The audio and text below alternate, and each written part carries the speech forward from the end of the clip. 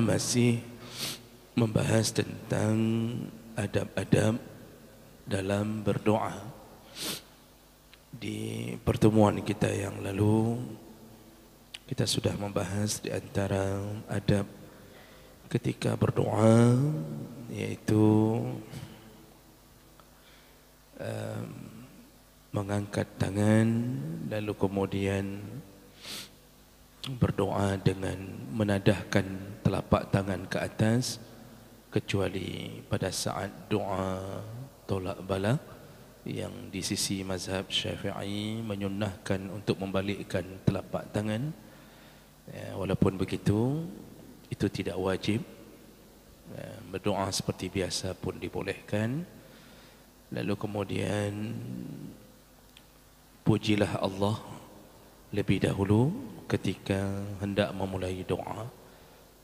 Jadi setelah puji Allah, lalu kemudian barulah bersolawat kepada Nabi sallallahu alaihi wasallam. Jadi tidak akan diterima doa orang-orang yang langsung berdoa tanpa memulai pujian kepada Allah Subhanahu wa taala, dan juga terputus doa itu apabila seseorang tidak bersolawat kepada Nabi sallallahu alaihi wasallam. Jadi dua perkara ini adalah muqaddimah doa, dan kita sudah menyebutkan bahawa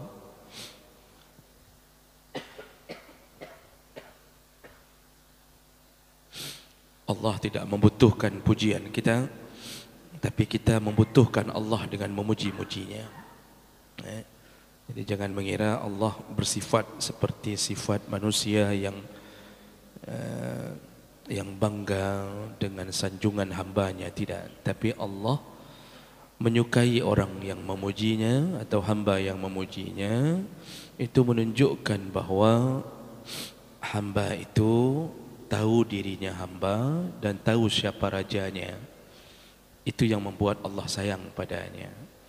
Jadi semakin merendah dan semakin menghinakan diri di hadapan Allah, maka semakin mulia pandangan Allah kepada kita. Itu konsep kita sebagai hamba.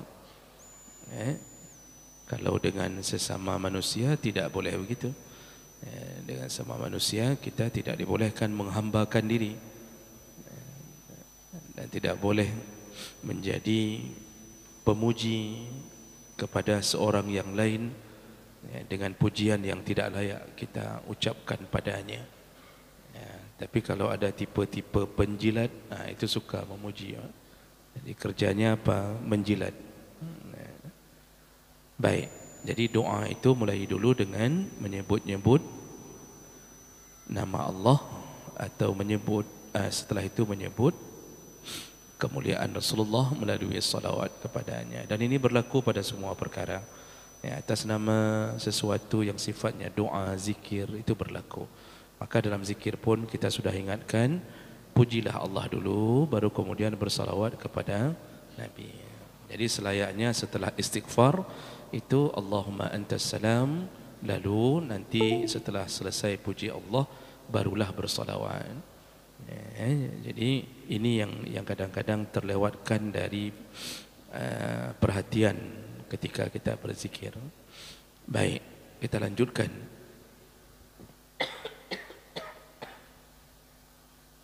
Berikutnya, adab berikutnya dalam berdoa, yaitu su'alullahi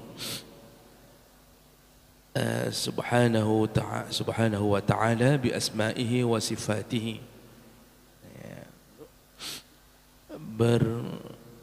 Berdoalah dengan menyebut-nyebut nama Allah dengan asma'nya dan sifatnya yang mulia.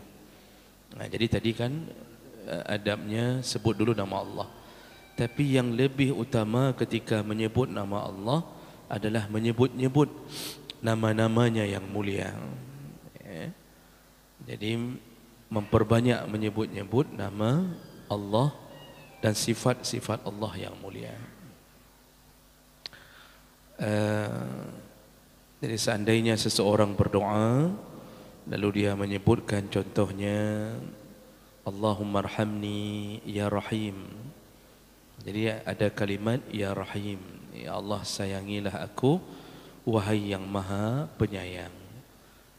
Warzuqni ya razzaq, berilah aku rezeki wahai yang maha pemberi rezeki. Jadi di setiap doa yang kita lantunkan kepada Allah, maka hendaknya kita menyebut-nyebut nama dan sifat-sifat Allah Subhanahu wa taala, ya. Apapun bentuknya. Jadi memperbanyak kalimat-kalimat itu. Kadang-kadang kita berdoa, ya, kita boleh panggil Allah ya Rahman, ya Rahim, ya Jabbar, ya Qahar, ya Zal Jalali wal Ikram. Jadi setiap kali ada yang ingin kita sampaikan, kita sebut kemuliaan namanya. Allahumma taqabbal minna du'aana innaka anta. Jadi ketika menyebut sesungguhnya engkau, apa yang kita sebutkan? Engkaulah yang maha penerima taubat. Wa tub alayya innaka anta tawwab. Berilah ampunan, berilah terimalah taubatku, sesungguhnya engkaulah yang maha penerima taubat. Jadi itu diperbanyak di setiap memanggil-manggil Allah. Mau disesuaikan dengan apa yang kita minta boleh juga. Taqabbal du'aana innaka anta sami'ul alim. Wahai Allah, terimalah doa kami, sesungguhnya engkau as-sami', engkaulah yang maha mendengar, al-alim, engkaulah yang maha mengetahui. Jadi ini di setiap untaian doa itu disunnahkan memperbanyak menyebut-nyebut asma Allah.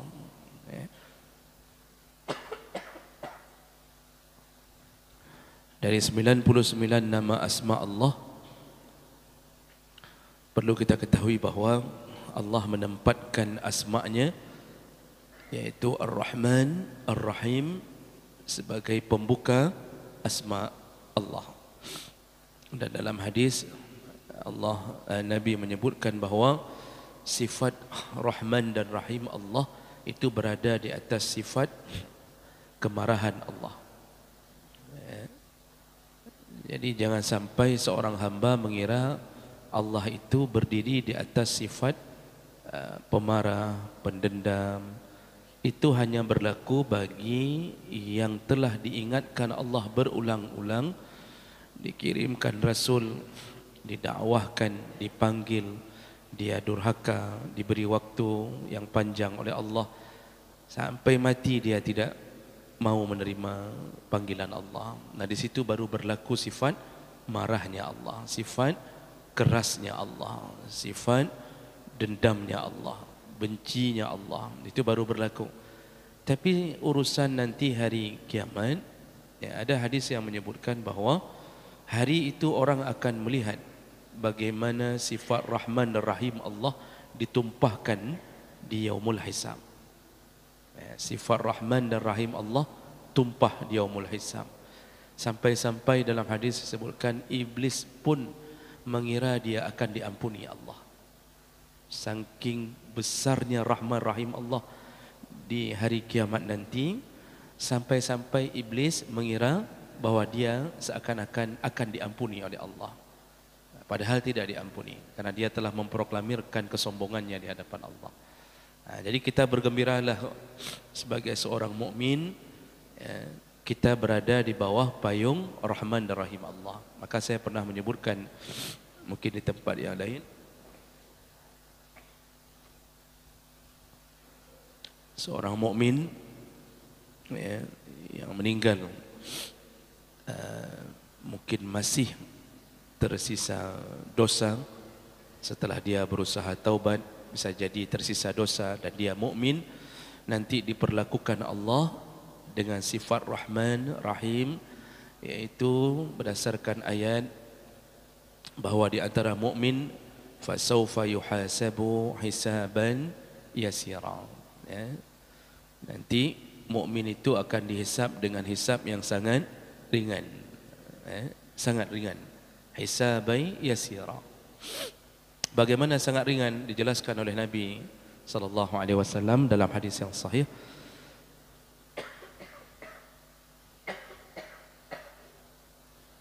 Rasulullah berkata bahawa seorang mukmin itu ketika bertemu Allah di yaumul hisab, maka dia akan berbisik-bisik dengan Allah Subhanahu wa taala.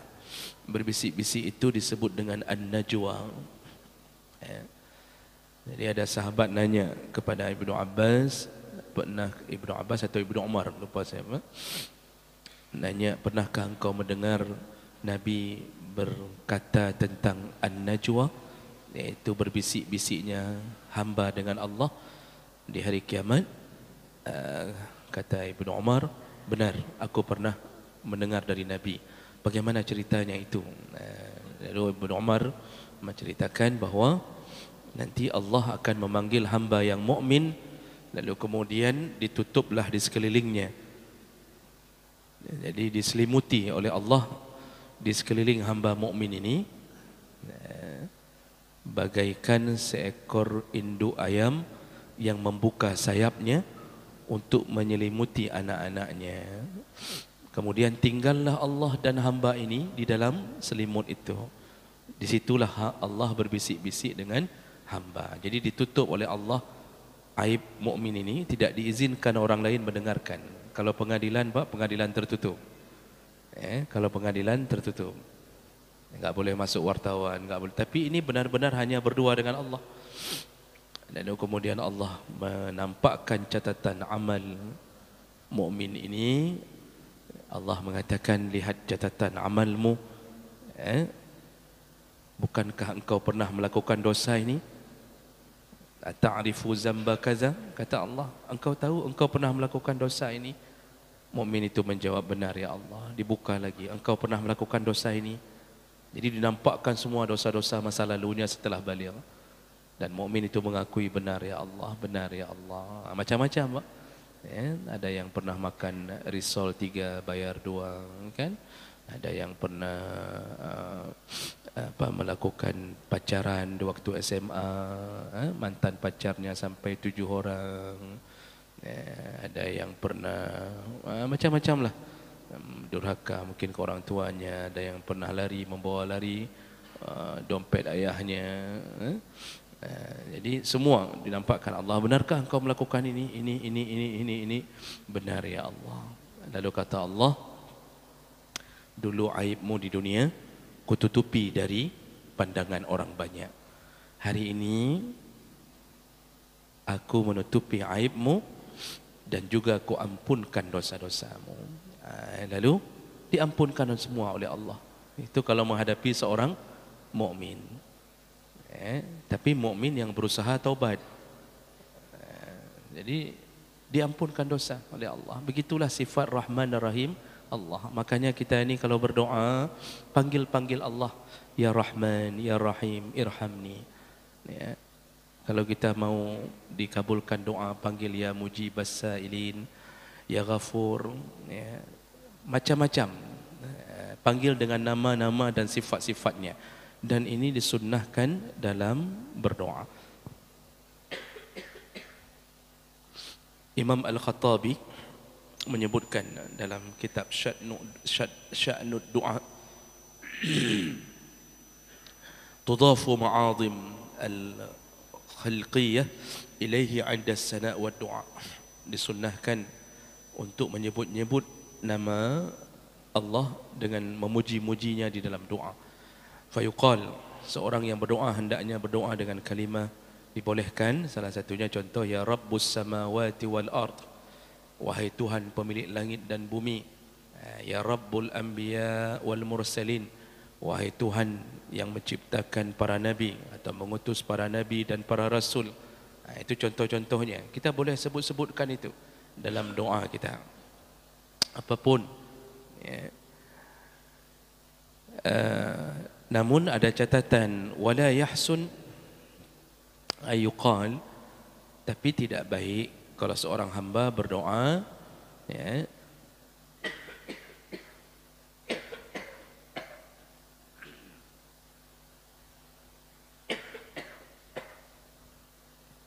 tidak baik kalau berdoa dengan menisbahkan ke perkara-perkara yang rendah, perkara yang rendah. Seperti seseorang berdoa dengan mengatakan ya Rabbul Kilab, wahai Tuhan, Tuhan yang menciptakan semua anjing, misal begitu. Maknanya kan benar, Pak. Anjing itu dicipta macam apa? Allah lah. Semua anjing kan milik Allah. Semua babi milik Allah. Tapi tidak baik kalau kita berdoa dengan sesuatu yang sifatnya rendah dalam pandangan syariat. Jadi enggak baik kalau menyebut ya Rabbul Khilab, ya Rabbul Kilab wal Khanazir, wahai Tuhannya, wahai Tuhan pemilik atau pencipta seluruh anjing dan babi. Misal. Dari segi makna boleh, tapi dari segi akhlak kita tidak baik berdoa seperti itu. Walaupun tadi semua kita boleh ucapkan tentang kebesaran Allah Subhanahu Wa Taala, tapi hindarilah sesuatu yang menisbahkan pada yang rendah. Ya.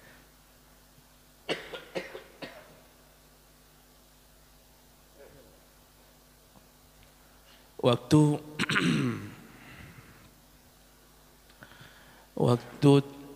kisah Ashabul Ukhdud, ya, seorang pemuda yang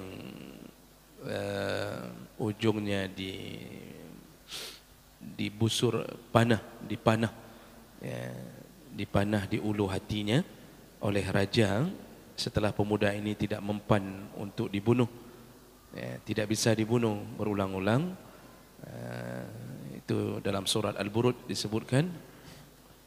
Kan terakhirnya pemuda ini mengatakan kepada raja, engkau tidak bisa membunuhku kecuali dengan izin Allah. Maka kalau engkau ingin membunuhku, saliblah aku, kemudian letakkan di tengah-tengah kota dan panggillah seluruh rakyat atau masyarakat, saksikan pembunuhanku, ambillah panah, ya, kemudian panahlah aku di ulu hati sambil mengucapkan Bismi Rabbi Hazal Ghulam, dengan nama Tuhan yang memiliki pemuda ini. Jadi disengajakan oleh si pemuda agar semua rakyat tahu bahawa Tuhan Allah itu ada. Begitu perjuangan pemuda ini untuk mengislamkan orang-orang di zaman itu. Itu terjadi di Bani Israel, tapi sudah turunnya Nabi Isa, sudah ada Nasrani pada waktu itu. Jadi akhirnya raja menembakkan busur panahnya dengan mengucapkan Bismi Rabbi Hazal Ghulam, dengan nama Tuhan yang memiliki pemuda ini. Barulah mati pemuda ini. Setelah matinya pemuda ini, berimanlah semua rakyat. Akhirnya nanti dibakar di dalam parit-parit. Maka disebutlah Ashabul Ukhdud, An-Nari Zatil Waqud. Itu ketika api menyala di dalam parit-parit. Makanya menyebut-nyebut Allah dengan kebesarannya dalam doa, itu bahkan semakin mempercepat terkabulnya doa. Nah, ini yang perlu kita pahami tentang sunnah di dalam berdoa. Baik, berikutnya, ada berikutnya dalam berdoa yaitu al-azam wal jazam fil mas'alah. Doa itu harus memiliki azam, yaitu tekad yang yakin atau keyakinan yang kuat. Ya, harus punya keyakinan yang kuat bahawa doa itu kita panjatkan kepada Allah dan pasti diterima. Itu harus ada ketika berdoa. Jadi tidak boleh ada keraguan-raguan dalam berdoa. Makanya Nabi menyebutkan begini.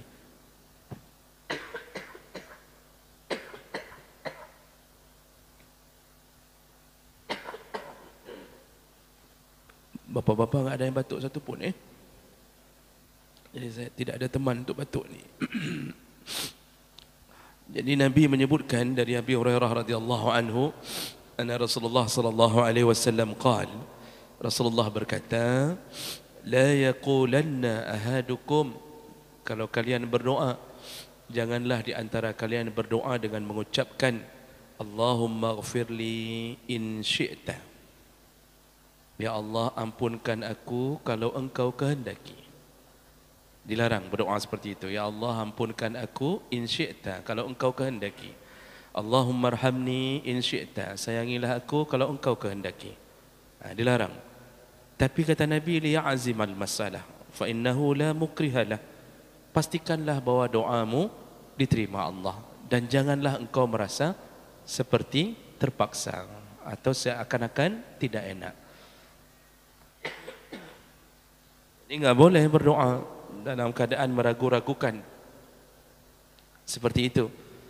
Enggak boleh mengucapkan kalau engkau izinkan ya Allah sayangilah kami. Kalau engkau izinkan ya Allah ampunkanlah kami. Itu tidak dibolehkan. Allah Subhanahu wa taala menyebutkan, Rasulullah sallallahu alaihi wasallam menyebutkan dari hadis Abi Hurairah, "Ud'u Allah wa antum muqinuna bil ijabah." Berdoalah kepada Allah dan engkau yakin sekali dengan ijabahnya. Harus yakin sekali ini makbul, pasti makbul. Wa'lamu anna Allah la yastajibu du'a min qalbin ghafil lahin. Allah tidak akan kabulkan doa dari hati yang lalai dan tidak percaya dengan doanya sendiri. Jadi kadang-kadang kita begini, kita pakai perasaan manusia Bapak Ibu. Dengan manusia kita kan begitu, menyodron, napeng, nejuk bacut, menyo, banyak menyonya. Jadi kalau bapa sedang nanti kalau sehat, ya bolehlah datang ke kami. Kalau bapa sedang punya uang, itu dengan manusia. Kalau dengan manusia boleh pakai perasaan begitu, karena manusia tidak punya kuasa. Dia sendiri tidak bisa menentukan sehatnya kapan. Hari ini sehat, belum tentu besok. Kalau dengan manusia kita boleh merendah-rendahkan keadaan seperti itu. Tapi dengan Allah tidak boleh. Dengan Allah tidak boleh. Kalau engkau inginkan, sehatkan kami ya Allah. Kalau engkau inginkan, maka buatlah anak kami pintar. Kalau engkau inginkan, jagalah keluarga kami dari api neraka. Tidak boleh begitu. Kenapa tidak boleh? Ada 3 alasan. Para ulama menjawab begini. Yang pertama, annahu yash'ur bi anna Allah lahu mukrah 'ala syai' wa anna wara'ahu ma yastati' an yamna'ahu. Dengan berdoa seperti begitu, seakan-akan kita merasa bahwa Allah itu melakukan atau menjawab doa kita dengan terpaksa, karena ada seakan-akan ada zat lain atau makhluk lain yang bisa menahan kekuasaan Allah. Kita kalau bicara sama menteri, kita enggak bisa mengatakan kalau Bapak Menteri ingin kabulkan, ya kabulkanlah. Menteri itu akan mengatakan, nanti saya tanya sama Presiden dulu ya. Kalau dikabulkan, kita kabulkan. Kalau enggak. Itu kalau Menteri, karena ada yang lebih tinggi lagi. Nanti kalau presidennya ditanya, Pak Presiden kalau bisa dikabulkan ya kabulkan. Pak Presidennya bilang, nanti kita coba plenokan di dalam sidang DPR dulu ya. Kalau disetujui oleh DPR kita okekan. Kalau enggak ya apa boleh buatlah. Itu ada penghalang.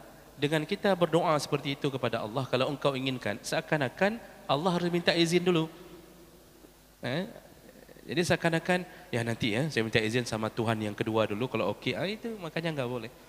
Itu alasan pertama. Jadi seakan-akan Allah itu terpaksa melakukannya untuk kita, dan itu telah melanggar kebesaran Allah Subhanahu wa taala.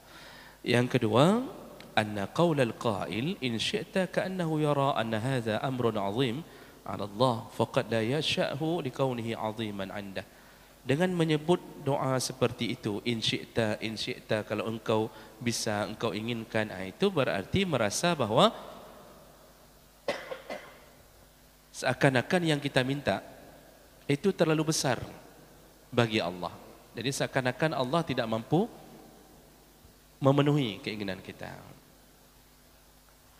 Ya Allah, kalau engkau